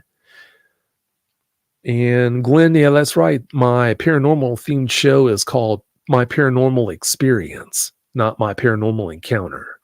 I've got a Sasquatch themed show called My Bigfoot Sighting, and then a paranormal themed show called My Paranormal Experience. And then the next question is from Tuck by V. Their question is, how old are the oldest known dogman sightings? Well, I believe it was in 1887 in Wexford County, Michigan. That's the first documented dogman encounter. So, yeah, that goes back pretty far. Definitely. The next one's from Xdaz, and they want to know, have any of your interviewers, I think they mean interviewees, been bit or scratched by dogmen? Yes. Yeah, they have. Perfect example is episode 52, where that guest was, the dogman ran into him. It was during a winter storm, and the dogman ran into him. I don't know what was going on there, but if I remember right, he was scratched by the dogman, and there have been other eyewitnesses coming on who talked about having that type of an injury done to them by the dogman they encountered. So, yeah, I can't remember what episode numbers those are, but it has happened on the show before. The next question is, as a comment from Clifton. Clifton said, I recommend looking up and listening to the late Linda Godfrey. All right. The next one is from Laura Cox Torgeson, and she wants to know what makes them so physically tough, as in taking large caliber guns, even so they bleed, etc. What is a weapon that would stop one in case? Well, I don't know. All I can do is guess about that. There's no way for me to definitively answer that. They do so many things that are so hard to explain. All I can do is, like I said, guess. As far as a weapon that would stop one in case, I don't know what would definitely stop them outside of a 120 millimeter round from an M1 Abrams. I don't know. I mean, people have used very formidable weaponry against these guys without much of an effect at all. So, yeah, I can't answer that one for you. This next one is from Jimmy Murray, and Jimmy wants to know, is there a connection between UFOs and dogmen? Any stories? Well, yeah, there have been eyewitnesses, again, credible eyewitnesses who've had a dogman encounter and reported seeing a UFO or UFOs plural after the encounter. So maybe there's a connection there, maybe there's not, but it's not unprecedented for an eyewitness to report seeing a UFO or UFOs plural after seeing a dogman. This next one is from Avina Sativa, And that question is, would you be open to doing a show with the cryptid huntress to give her a blind target to remote view a specific encounter? You two would have so much information to share, the top tier in the field. Well, yeah, I've already been a guest on Jessica's show, and I think the world of her. Anytime that she wants me back on her show, I'd be more than happy to do that. I can't say enough good things about her. And yeah, if you've never listened to the Cryptid Huntress podcast, you definitely should check it out, because she does top-notch work. She does. But yeah, if she wanted to have me come on and talk about whatever, as far as what I'd be able to offer when it comes to doing that particular type of project, I don't think I'd be able to offer very much. But whatever she wants me on her show for, then yeah, I'd be more than happy to oblige. This next one is from To Be or Not to Be. They want to know, yeah, that's the same question I just addressed about the evidence, a photo. So the next one is from Brad Huddleston. Brad wants to know, do you think Sasquatch and Dogman fight over territory? Well, in most cases, it seems like Dogman and Sasquatch mix like oil and water. Normally, there's some type of a feature that separates the territory of a Dogman from the territory of Sasquatch. It could be a creek or something that separates them. And normally, it seems like they don't mix. But there are credible eyewitnesses out there who report seeing these two together. So I don't know what's behind all that and how all that works. That's just something that we're probably never going to have the answer to. I don't know. This next one is from Moshkins. And Mosh wants to know, have you come across another story similar about a person finding and raising a Dogman pup to adult? Well, yeah, I think I've had one or two episodes where people talked about that. Episode 137, Stripes, was the name that this man gave a Dogman pup that he reportedly took in and raised. That's one right there. And there might have been another one where someone reported taking in a pup. I can't remember that episode number, but I think there was another show we did, or was it that same year? There might have been another show, if I remember correctly, where the guest talked about that. Don't hold me to that, though, because I don't know for sure. This next one is from Laura Cox Torgeson, and she wants to know, what do you, Vic, think Dogman's purpose is here? Well, I don't really know. I've got no idea. I mean, there have been people who live with these dogmen on their property, and they have said that they're the sheriffs of the forest. Maybe that's what they are. Maybe that is what their purpose is. I don't know. I really don't know for sure. This next one is from James O'Neill. And James wants to know, what do you think keeps their numbers in check? They're a super predator. They should run this place. Could there have been wars against them in the past? Well, yeah, there could have been wars against them. I mean, St. Christopher was said to have been one of these guys, or a cynocephaly, actually. But yeah, there could have been wars against them. I can only imagine how that war would have gone, as formidable as they are. But yeah, it's entirely possible. As far as what do I think is keeping their numbers in check, well, there might be more of these guys out there than we know or would even believe. Maybe a lot of them just don't let their presence be known. That's something to think about. The next one is from, Avina Sativa wants to know, are you ready for people to stop repeating their questions? Laugh out loud. I am, but you'll have that. That's just one of those things. The next one is from Octopus with No Friends. They want to know, what is that line you don't cross regarding G-Men/MIB providing actual evidence, providing more than stories? Well, the government, as long as you don't have the means to prove their existence, then they're happy. As long as you don't put evidence out there for public consumption that's beyond a certain quality, then they're fine with you. They don't have any problem. But if you do put evidence out there that's above a certain level of quality, that's when all the problems start. That's what the line is that I was talking to, or I was referring to.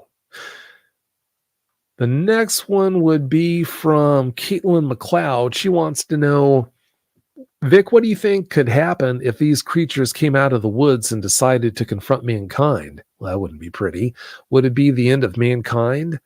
It might be, but it's hard to say. With all of our resources, once it was officially out of the bag that these guys were in existence, a little bit of the shock factor would go away. Not all of it, definitely not all, but a little bit of that shock factor, which is a huge advantage to them, would go away. But with all of our weaponry and technology, I don't know if they could wipe us out totally, but a lot of people would die if it ever came to that point. The next question would be, yeah, that's the question I just addressed. It's from the Polish mom. And Joe Nugent, thank you so much for your donation. I really appreciate it. That's awfully nice of you. The next one is from Extaz. That's a good question. They want to know, have there ever been any reports of Dogman laughing, laugh out loud? No, I don't know of any reports of that happening. Not to say it hasn't happened, but I've never heard about that. So hope that answers your question there. To be or not to be wants to know, have there ever been any reports of Dogmen talking or speaking? Well, not physically speaking, but via telepathy. Yes, there have been several credible eyewitnesses who've reported experiencing that. So definitely not unprecedented. It's funny. Laura Cox Torgeson wants to know, can you please start making your long sleeve shirts V-neck? I don't think there are any V-neck options. I'll have to check on that, but I don't think that's even an option to start offering them. Let's ask one more question before we get ready to close this down. Look for a good one here. Yeah, here's a good one from Carol Medlin. Carol wants to know, Vic, I keep hearing victims of encounters tell about dogmen tapping on windows and scratching on screens, but they never break the glass or tear through the screens. This bewilders me. What's preventing them from doing that? Well, that's easy, because they don't want to actually gain access to the people they're terrorizing. They just want to terrorize them. Like I tell eyewitnesses, these guys will go miles out of their way to terrorize an eyewitness, mortify them to within an inch of their life, and then once they can see that's been accomplished, well, they got what they wanted, move on. Time after time, when you listen to the show, if you listen to the nature of these encounters, you're going to notice that repeating pattern where these guys have these eyewitnesses dead to rights. Do they rip them apart? No. As soon as the eyewitness is clear to them that the eyewitness is mortified to within an inch of their lives, the dogmen will move on. So it's clear that their MO is not to just rip you apart, more so than get a rise out of you and move on. That's not to say that there aren't deviant ones. I've said this countless times before. Yeah, I'm not going to say for a second that there aren't deviant ones who will kill you as soon as the opportunity presents itself. Because just like with anything else, you've got deviant horses, deviant dogs, goats, pigs, camels, elephants, people. So why should they be any different? Deviant Sasquatch? It's the same across the board. Well, that was the last question. I'm going to call it at that. Before we get out of here, two things. I want to thank you again so much for listening to the show and for supporting the eyewitnesses the way you do. Like I said just a moment ago, you'll never realize how much of a help you are to these eyewitnesses. And for that, obviously, I can't thank you enough. Number two, if you've had a dogman sighting encounter that you need help with, that you want to talk with me privately about, or if you want to be a guest on the show, all you would need to do is to go to dogmanencounters.com, submit a report. If you do that, if you fully complete all the fields, then yeah, I'll definitely contact you so we can schedule a conversation and find out what happened when you had that experience. Again, you don't have to write a novel. If you write a paragraph or so, four sentences, 5 sentences to give me the gist of what happened when you had your encounter or encounters. You don't have to spell out the details of every encounter. If you've had more than one, just Tell me the vague details of one of your encounters. Again, just 4 or 5 sentences. That's all, just to give me an idea, a vague idea of what happened.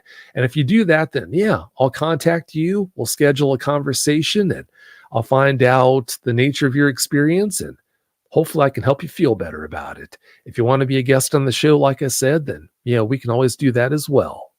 But having said that, everyone, thanks again so much for listening and hope you have a great week. Take care.